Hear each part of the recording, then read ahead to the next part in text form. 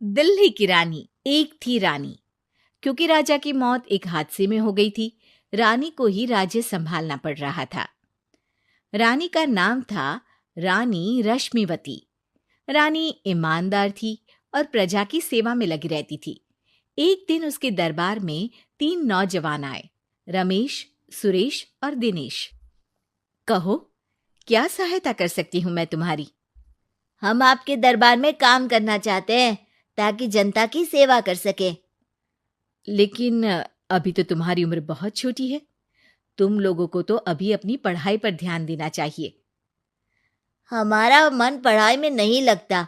माता पिता को लगता है कि हम किसी के लायक नहीं हैं और हम साबित करना चाहते हैं कि हम लायक हैं। उत्साह बहुत अच्छा है, मगर अभी उम्र कच्ची है तुम लोगों की। अरे उम्र से क्या होता है रानी जी? शास्त्रों में लिखा है कभी किसी के ज्ञान को उसकी उम्र के आधार पर नहीं देखना चाहिए। बात तो सही है तुम्हारी। और अगर सच में तुम अगर ये संकल्प करके आए हो कि तुमको यहाँ काम करना है, तो पहले परीक्षा देनी पड़ेगी। 3 परीक्षा, एक शारीरिक परीक्षा, एक बुद्धि की परीक्षा और एक देशभक्ति की परीक्षा। और ये क्या है? वो मंत्री महोदय तुम्हें समझा देंगे। हमारे पास समय नहीं है। अगर तुम लोग तैयार हो तो बताओ। हाँ हाँ, हम तैयार है किसी भी परीक्षा के लिए। मैं भी तैयार हूँ कुछ भी कर गुजरने के लिए। तो ठीक है मंत्री जी, आप इन तीनों की परीक्षा कल से ही शुरू कर दीजिए। जो आ गया रानी साहिबा। अगले दिन से ही तीनों की परीक्षा शुरू हो जाती है। पहले शारीरिक परीक्षा, यानी किस में कितना है दम, ये देखेंगे हम।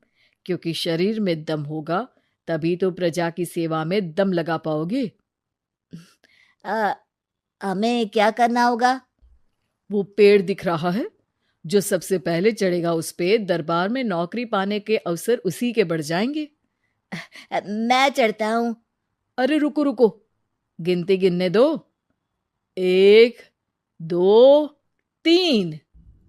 3 की गिनती के बाद रमेश और सुरेश भागकर पेड़ के पास गए, मगर दिनेश आराम से पेड़ के पास गया।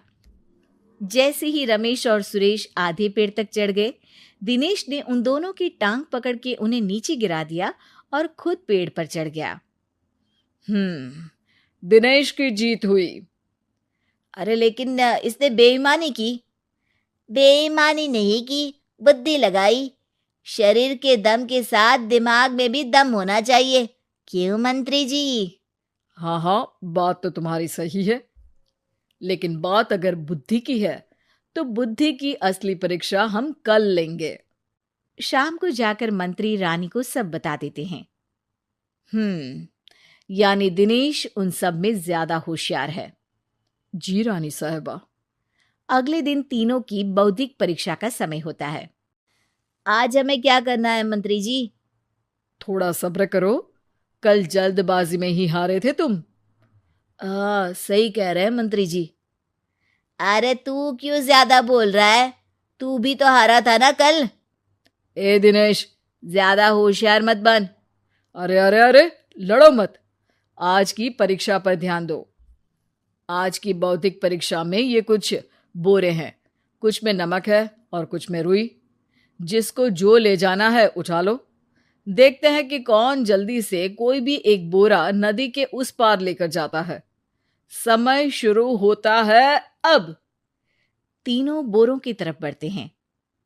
सुरेश, नमक की बोरी भारी है, ले जाने में मुश्किल होगी। हाँ हाँ, सही कह रहा है, रुई हल्की है, हम दोनों रुई लेकर चलते हैं। अरे भाई, मैं तो नमक लेकर जाऊंगा। रमेश और सुरेश ये सोचकर हंसते हैं कि आज तो दिनेश हार ही जाएगा। दौड़ शुरू होती है।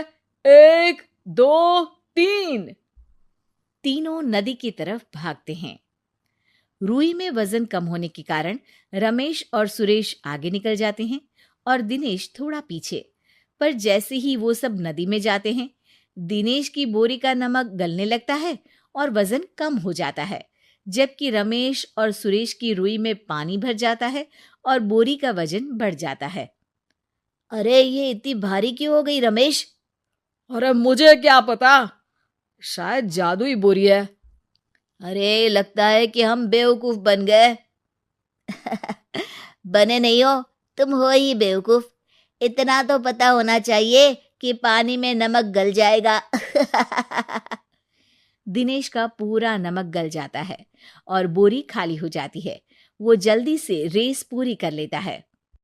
इस परीक्षा के विजेता भी दिनेश ही हैं।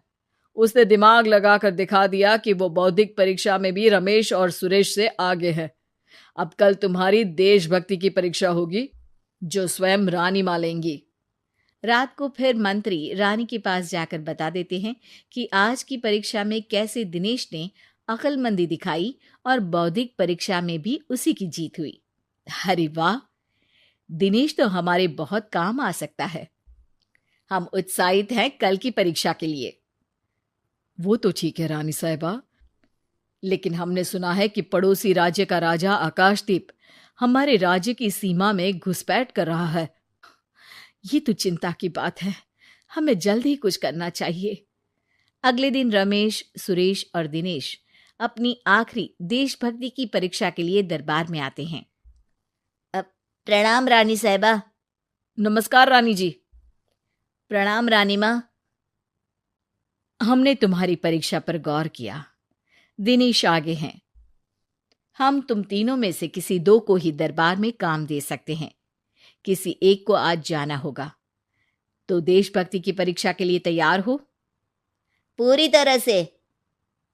मैं तीनों से एक ही सवाल करूंगी। जिसका जवाब सबसे सही लगेगा उसे तो नौकरी मिल ही जाएगी। फिर दूसरे सबसे सही जवाब देने वाले को भी काम मिलेगा। आप लोगों का समय शुरू होता है अब। ज्यादा सोचने का समय नहीं होगा। जो मन में पहली बात आए उसका जवाब दे। तो सवाल ये है कि तुम इस मिट्टी के लिए क्या कर सकते हो? मैं इस मिट्टी को साफ रखूंगा।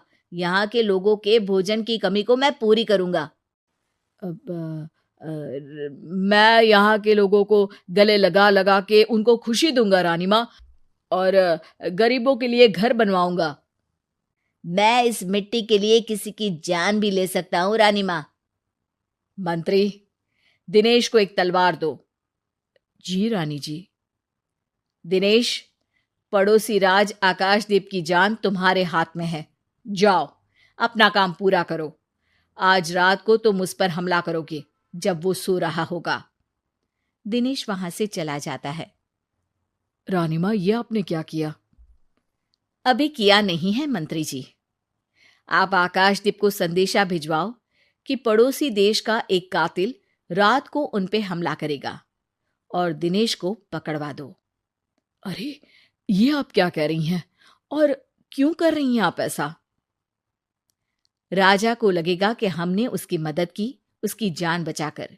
वो हमारे राज्य का पीछा छोड़ देगा और हमारा एहसानमंद हो जाएगा। और दिनेश का क्या होगा?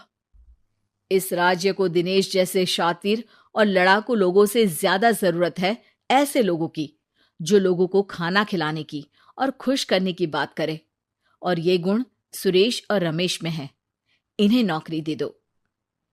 दिनेश बहुत चतुराई से नौकरी हड़पना चाहता था, जिसके लिए उसने रमेश और सुरेश जैसे दोस्तों का भी नुकसान किया।